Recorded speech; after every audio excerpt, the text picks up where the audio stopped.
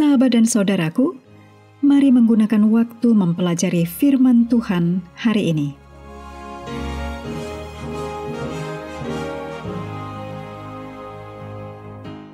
Hari Kamis tanggal 21 Agustus, judulnya Hukum Taurat sebagai Janji Allah bagi kita.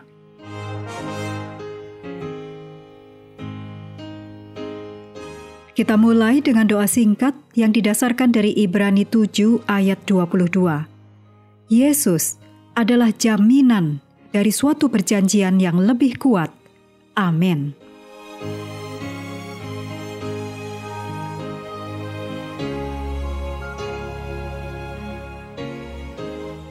Dalam Roma 3 ayat 20-24, meskipun Paulus sangat jelas mengatakan bahwa kita tidak dapat diselamatkan dengan menuruti 10 perintah Allah, lalu bagaimanakah seharusnya perintah-perintah itu berfungsi dalam kehidupan kita?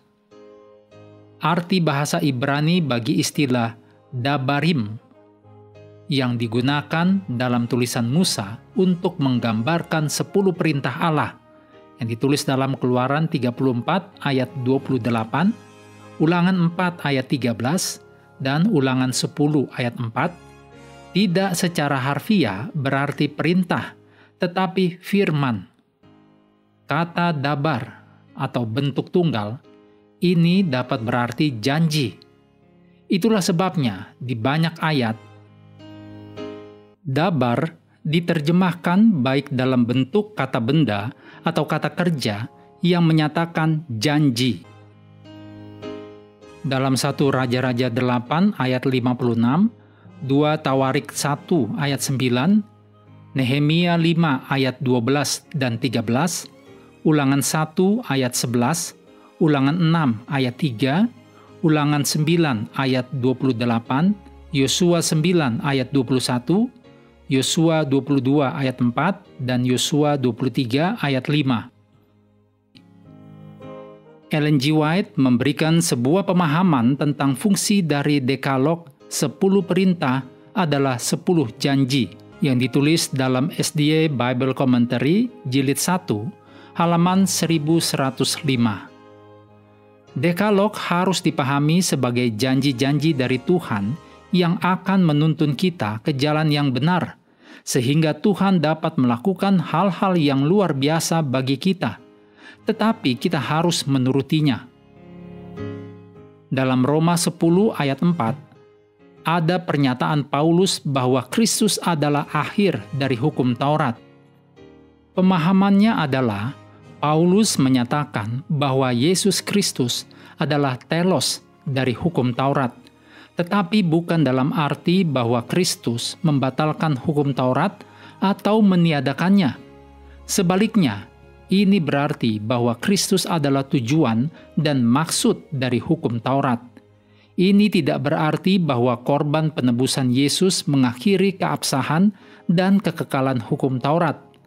Sebaliknya, Paulus berbicara tentang pentingnya hukum Taurat, tentang keabsahannya, dan tentang otoritasnya yang kekal. Ditulis dalam Roma 3 ayat 31, 1 Korintus 7 ayat 19, dan Galatia 5 ayat 6. Makna dari kata telos terutama berorientasi pada tujuan dan sasaran, bukan pada waktu. Kristus adalah kunci untuk membuka makna dan tujuan yang sebenarnya dari hukum Allah. Dengan demikian, tidak benar jika dikatakan bahwa Kristus membatalkan, menggeser, atau meniadakan hukum Taurat. Kristus adalah tujuan dari hukum Taurat. Kristus yang dituju oleh hukum Taurat. Renungkan bagaimana hukum Taurat mengarahkan kita kepada Yesus, dalam arti yang disingkapkan hukum Taurat kepada kita tentang diri kita sendiri yang akan membawa kita kepada Yesus.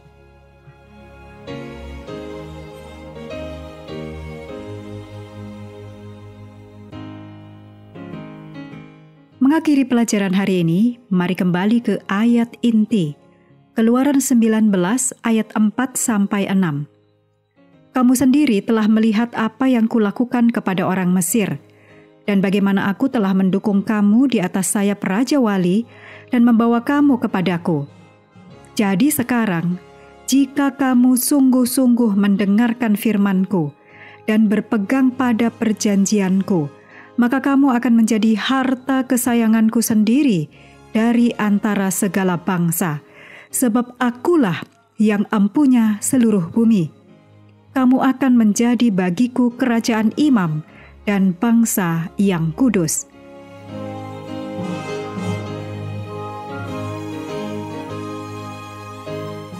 Sahabat juga perlu melengkapi waktu untuk bersekutu dengan Tuhan setiap hari dengan bacaan Alkitab sedunia. Percayalah kepada nabi-nabinya yang melanjutkan dari Bilangan pasal 10.